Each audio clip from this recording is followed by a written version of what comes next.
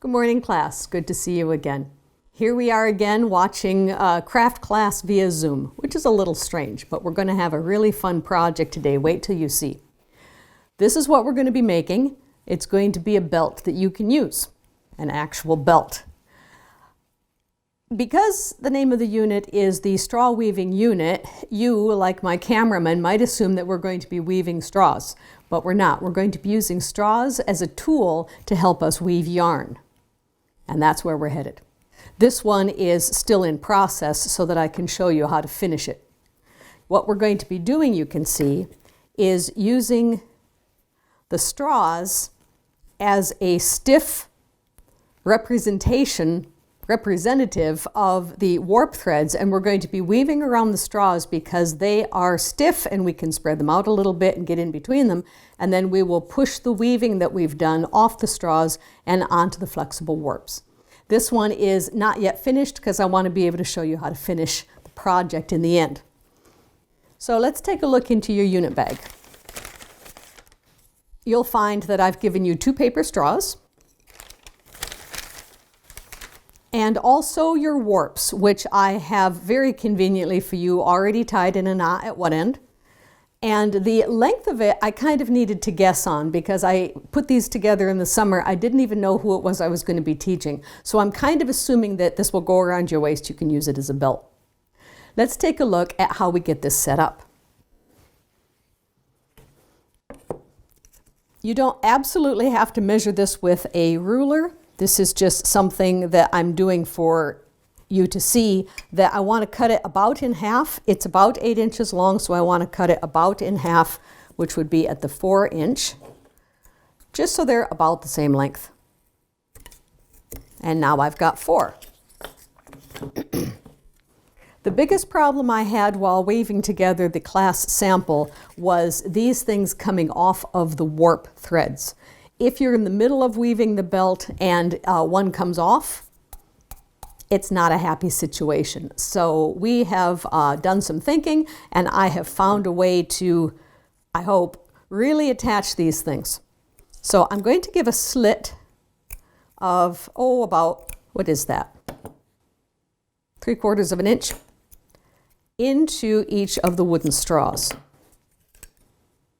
This is Ms. Marilyn has figured out how to do this through trial and error, how to attach these things. The reason you have paper straws and not plastic straws is we're going to use glue. So I'll open them up a little bit so that I can see some of the inside. And I will take my warp threads. Obviously, I don't want to attach them at the end where the knot is. So make sure that you're using the other end. That's one end of the belt. This is the working edge. You know, I always keep my glue face down in a cup because I want to be able to always have the glue available here at the end and not back here as it would be if it were standing like that. So I'm going to just put some glue, doesn't need to be a lot, into each of these straws.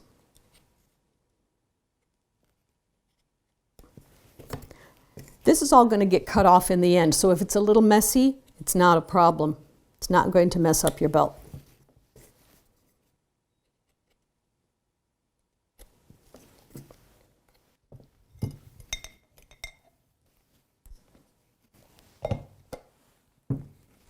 And then each of these is going to get laid into that glue.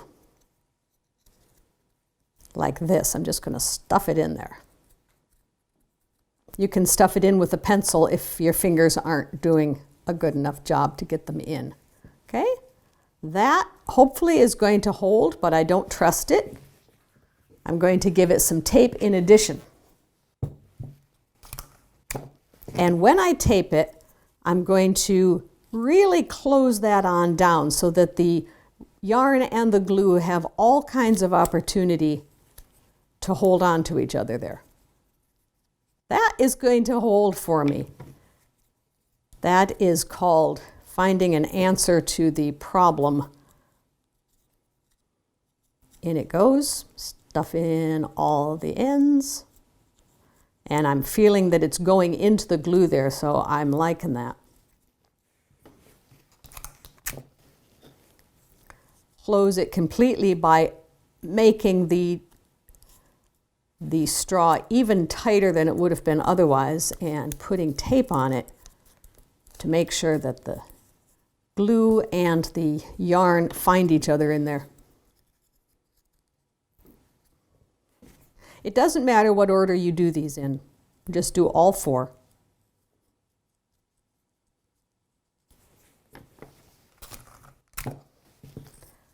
And tighten down the neck by folding in 1 and then kind of overlapping number 2, and while it's being held under tension there, put on the tape.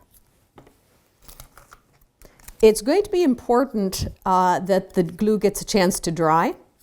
So after I get these in, we're going to hang out a minute and let them dry some before we start working with them, because I really want to set you guys up for success.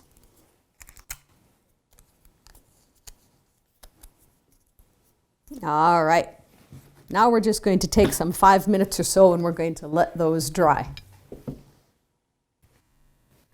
So now my loom is ready to go. My warps have their little extended fingers here that are well attached.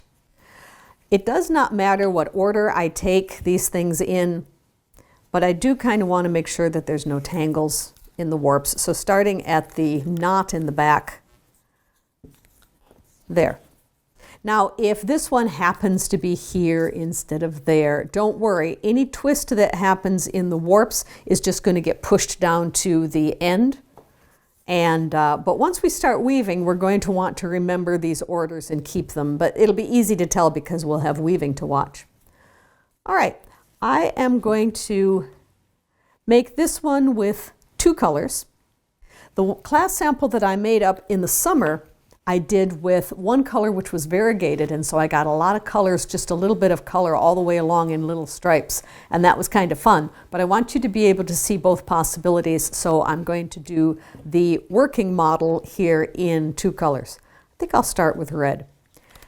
And you know Ms. Marilyn, she always has a mixing bowl on the floor next to me to put the yarn ball in to keep it from rolling off the table, rolling around on the floor and grabbing the attention of your cat.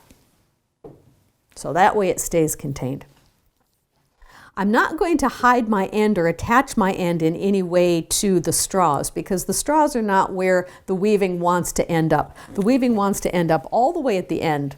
And you can see in the sample I made up in the summer, I still have the very beginning just hanging out here next to the knot. It's okay. When we get done and we're finishing the belt at the end of class, I will show you how to hide this end and any other ends that may appear in the middle in the weaving, which there will be a lot of if I'm going to make this one striped. So come on, Marilyn, find out what your order is again. When you set them down, you forget. It's going to be important for me to hold these straws in a certain way.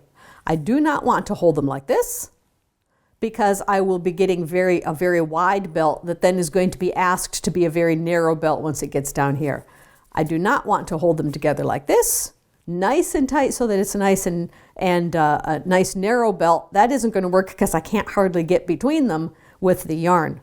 What I want to do is kind of hold them like this.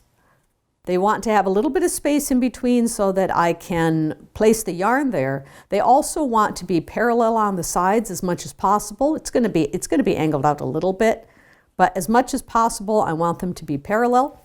And so you're going to have to kind of decide how to hold them in your hand comfortably, and then that's where they're going to be. Just leave it there.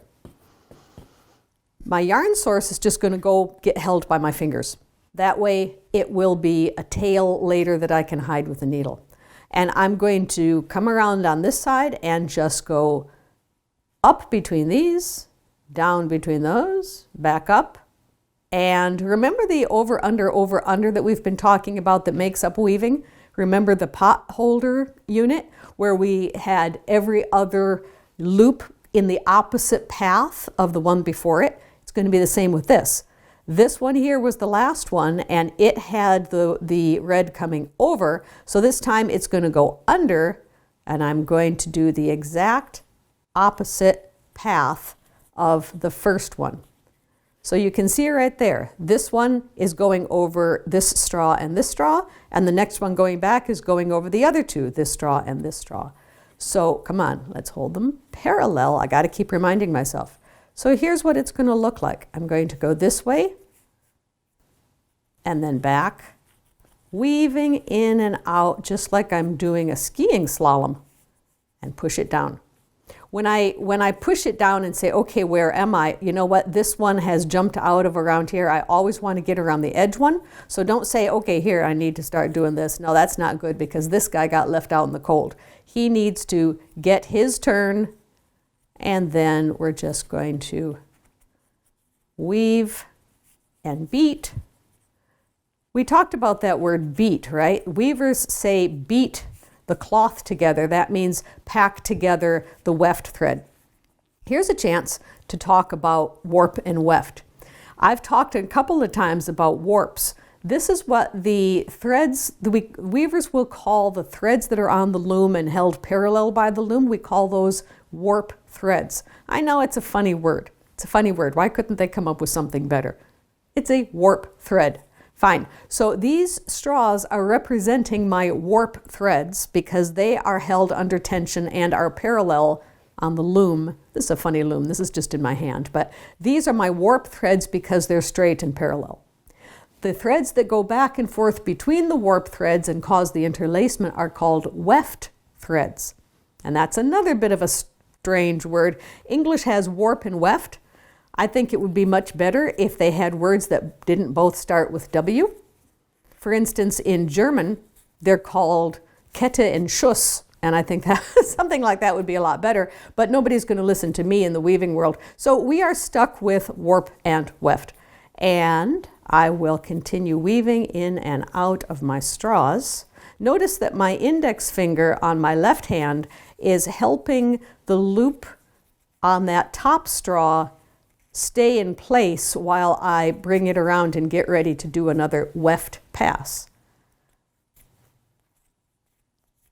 That kind of holds it there to make sure that it behaves itself. And that might feel a little fiddly for a while. So you'll have to practice to get it just a way that feels good. Notice that if my straws get out of place, I can just make them go back in place again, so that they're kind of even. It's not incredibly important that they be even at the top, but it's just makes me happier if they are. Looks like I'm neater about doing my weaving. My index finger is being very busy. It's even now helping stabilize things on the bottom. And if your little fingers can't be reaching all the way to the bottom straw, don't worry, just stabilize it when it comes to the top.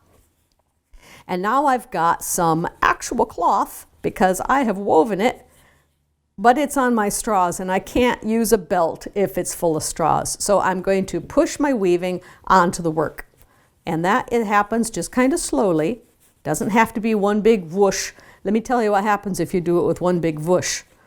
Some of your strings come detached. Ask me how I know. So we're just going to encourage it. When you get to the tape, there's going to be a little bit of resistance, but you're just going to scoochy, scoochy, scoochy. I've done it kind of tight, and so maybe I'm having a little more trouble than I would need to get over that tape. Chances are good that yours will be a little looser and you'll have less trouble. And then when it makes the transition to being on the yarn, then there's all kinds of space. Okay, check that out. Now, I don't want to push this all the way to the knot at the other end of the belt now, because if I do, there will be this great long loop between where the woven cloth is and where I'm weaving. I want to kind of keep it close by so that I can not have that loop be a problem. Actually, I've pushed it too far for demonstration. I want it to be quite close so that I don't have that weft loop problem. All right. There, we'll leave it right there so that it can go straight from one to the other. and get my straws back in order again. Not in order, they were in order, but I want to get them kind of looking neat. I am at the top and I have just gone over. So I know that the next thing to do is to go under this one, over this one.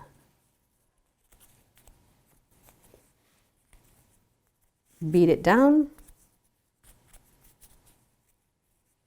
See, you see there is a little bit of splaying. Those straws, they do kind of want to go out like this, but I want to encourage them to do that less.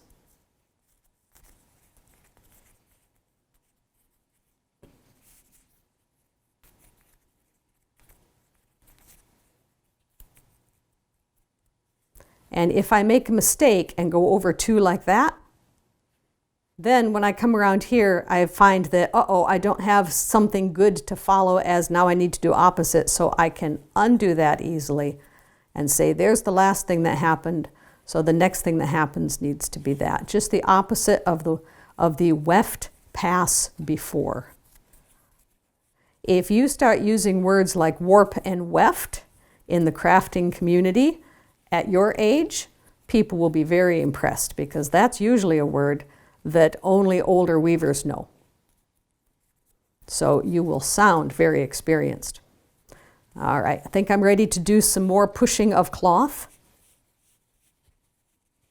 I just stabilize the straws up here and push down like that.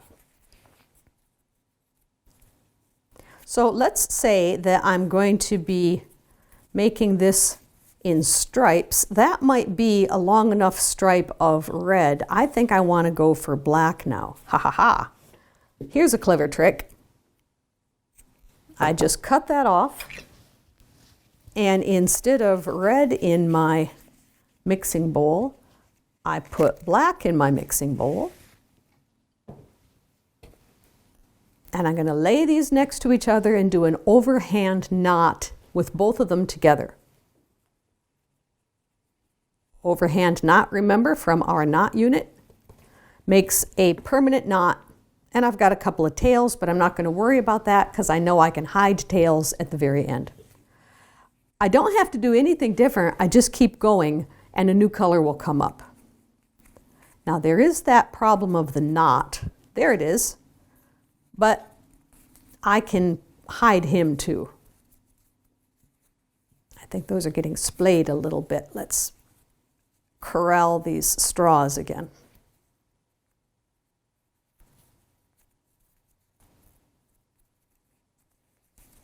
And here I am starting with a black stripe. You can choose your colors for this from the balls of yarn that you've got in your bag full of unit bags.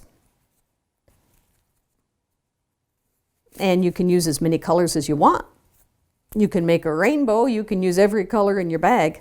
And if you have any yarn at home that your mom and dad use for their crafting, and you find a color in their bag that you like better than the ones that I've provided you, then you can use any color you want. This is going to be a belt that you're using, so you'll want to make sure it's washable. I would avoid using wool yarn because wool yarn, once you put it in the wash machine, shrinks. So try to use acrylic yarn or cotton yarn if you have that in your house. And just continue pressing that down.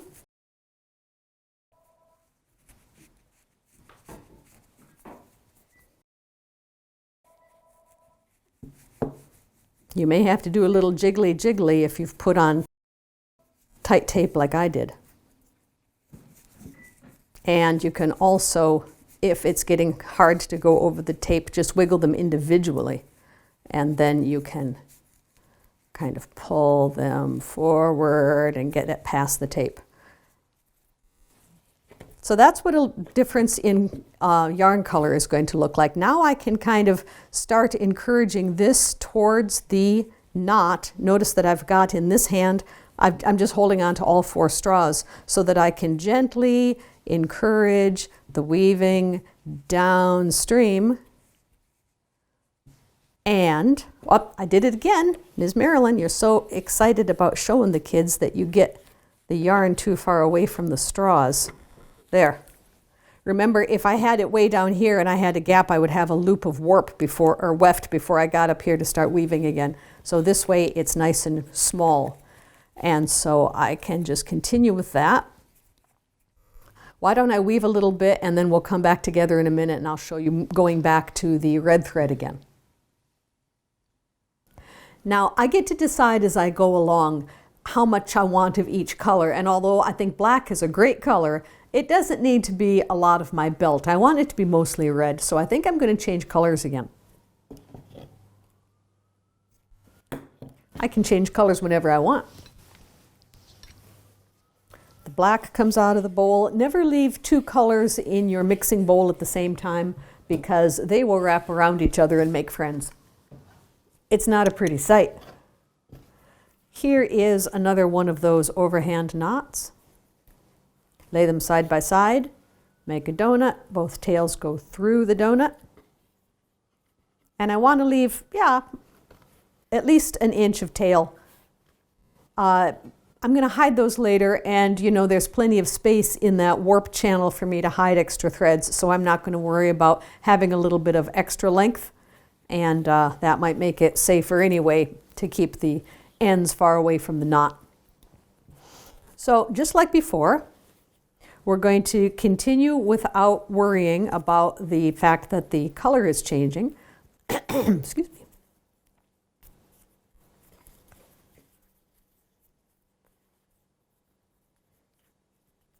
Straighten them up.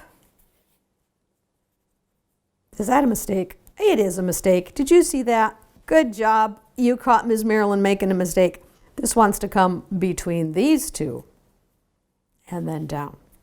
Everybody only gets one straw at a time.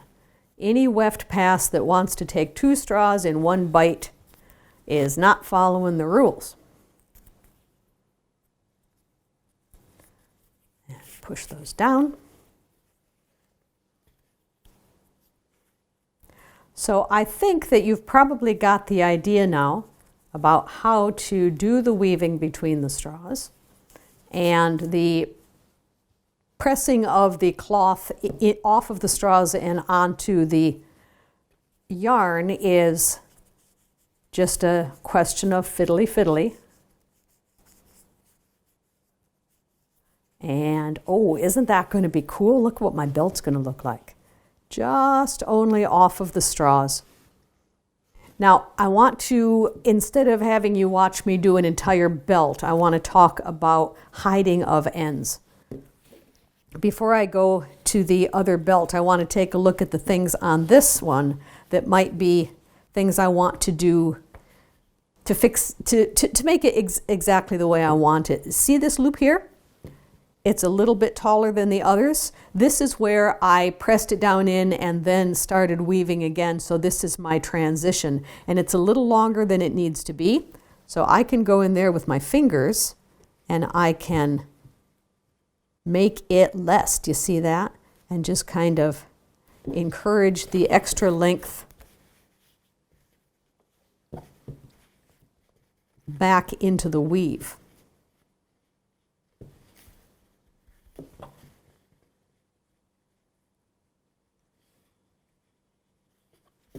Okay, then we've got the tails where there's a color change. How am I going to do that? You'll find in your tool bag a little plastic needle, and this is how we're going to be hiding the ends.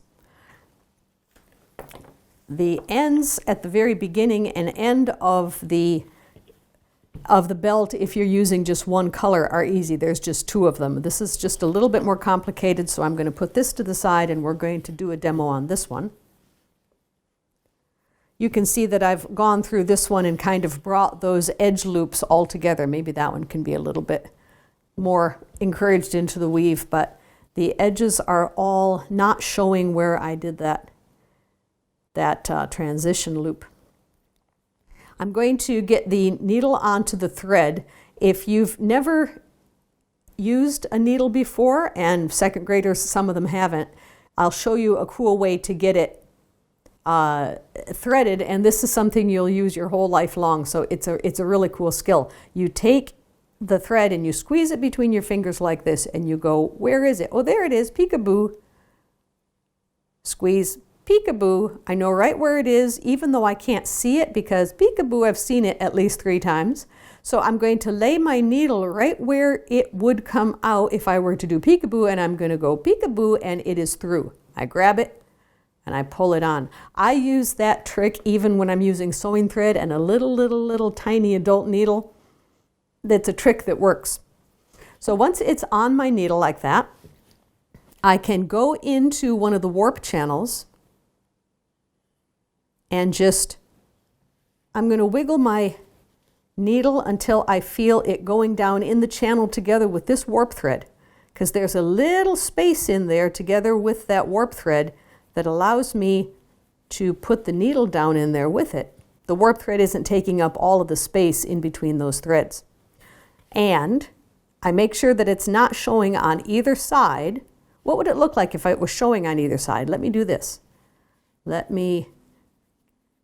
Here, I'm still in the warp channel. I'm going in. Check it on the other side. Uh-oh. Any place I see the needle, I will also see the thread I'm trying to hide. So I need to back that off and go back in just the channel without ever coming out of the channel. And that's a feel thing. I've got my fingers of my left hand are feeling for it going through the channel in there.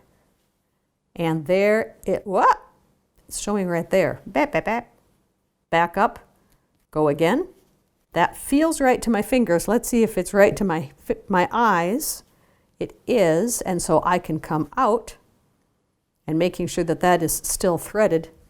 Supporting the weave with my thumb, I can pull that in and pull it just until it disappears. And then I can cut it off. And so I will do that.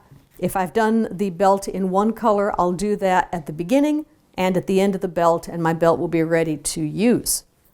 If I have made stripes, like I have in this one, then I will do the same thing with hiding the ends, but I will also be hiding the knot. So because I have a knot and I'm not out in free space like I was just now, but I'm stuck in one little spot. What I'm going to do is I'm going to hide the needle first and then thread it with the yarn. So this one can go, that's probably enough. Let's make sure it's on the back okay. I will squeeze and do my little peekaboo trick to thread that needle, and supporting the weave so that it doesn't get all distorted, I will pull that through like that. And I can snip it off. Now that was only one side of the knot. The other side of the knot is the black. So same trick, because I'm stuck in one spot here and can't just thread my needle up here in space, I have to first tell the thread where it's going to go, and then I can thread the needle. Squeeze and do a peekaboo, grab it, now it's threaded, and supporting the weaving with my thumb, pull this through and gentle like that. Snip it off. When I snip it off, I want to be careful to get only the weft that is the tail and none of the weft that's the cloth, because that would be a shame. So that's how you hide a knot. And every time you change colors, you'll have ends to hide here and ends to hide here in your final band. I've jumped out a little bit ahead of what I was just now. That's the magic of videography. I've done quite a bit of weaving on my belt. I've decided I'm going to have 2 stripes in my belt, both of them close to the ends. And I've had another splice here as well. but I wanted to show you a little bit of what the weaving looks like when you're needing to advance the warp and when you're in the middle of the belt, because most of your weaving is going to be spent at this point in the middle of the belt. It's a lot easier to keep these things parallel once they're full of yarn like this. So you'll see that the weaving is more of a bring it between the straws and hold it down with your other hand. And you will get a feel for how to do it. Once you've got this much belt, you'll have it all figured out. But when I get to, I don't have a lot of space here for my weaving, I'm going to just push this down by holding on to all 4 straws like this. I am not pressing hard. If I squeeze these and flatten them out, it's going to make it more difficult for me to do the weaving, so I don't want to collapse the straw. Luckily, they're quite robust, being plastic or being paper straws like that. So I'm just going to, little bit at a time, encourage myself some more space to weave, and then I can continue weaving just like that. You'll notice that when I put the woven cloth onto the warp threads, I've got a lot of cloth here for maybe not enough length of warp threads. I've got distortion here, can you see that? I will advance the warp, which means I'm going to push the cloth down towards the knot. Now, you probably have figured out that I don't want to just grab a hold of this and push in one fell swoop, because, you know, we don't want to break this connection here. So what I'm going to do is do it slowly. I'm going to start here, pinching this gently. I'm going to encourage. Here I'm off the straws. Just encourage. Do you see? I'm doing less pulling with this hand than I am pushing with this hand. In fact, I can just kind of wiggle, and oh, look at this. More of my warp threads are being encased in the cloth. Let's do that again. Okay, that is a gap that I can fill with what I'm weaving up here, and then I will just wiggle. I don't want to be pulling so hard that that starts to show. That's not what I want. I just want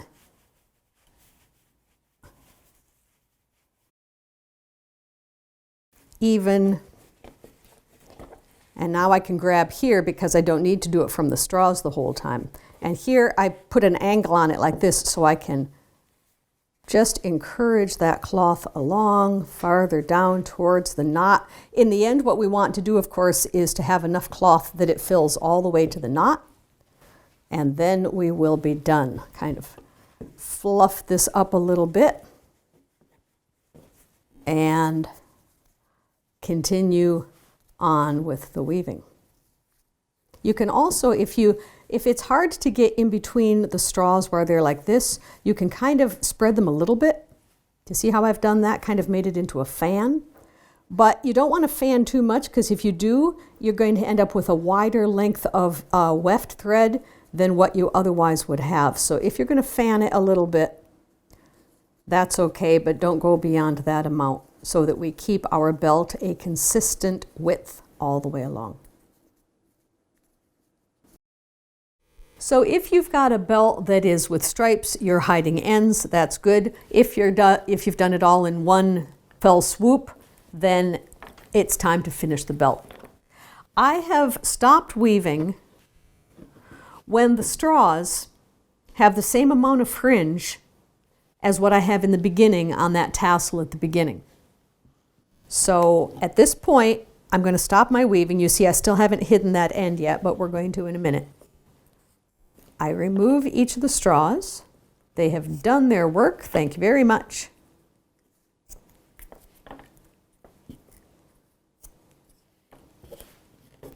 And I will put an overhand knot in these fringes, the same as how the belt started. Make a circle. All the ends go through the circle. And make sure they're all the ends, not just 3 of them. Go through that circle. Yeah. It's a thick yarn, so you have to watch that they all get through.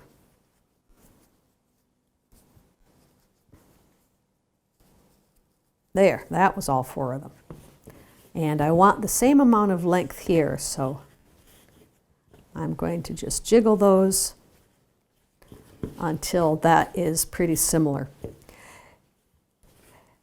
This went from being a wide thing down to a narrow place where the cloth was, so there's a little bit of funniness there, but you'll notice the same thing happened at the very beginning.